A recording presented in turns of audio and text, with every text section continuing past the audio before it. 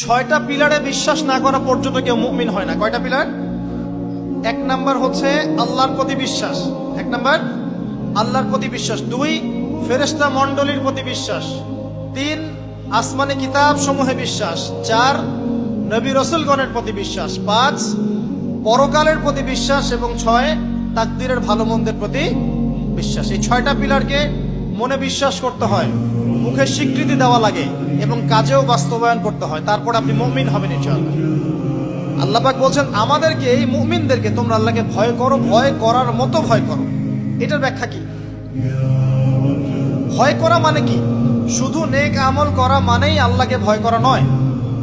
আল্লাহ পাকের যত নিষেধ আছে এই নিষেধগুলো ছেড়ে দেওয়ার নাম হলো আল্লাহকে ভয় করা। যদি আমি নামাজ পড়ি, প্রমাণিত হবে না যে আমি আল্লাহকে ভয় করি। হারাম ছেড়ে নামাজ পড়েন, হালাল খেয়ে নামাজ পড়েন, প্রমাণ হবে আপনি আল্লাহকে ভয় করেন।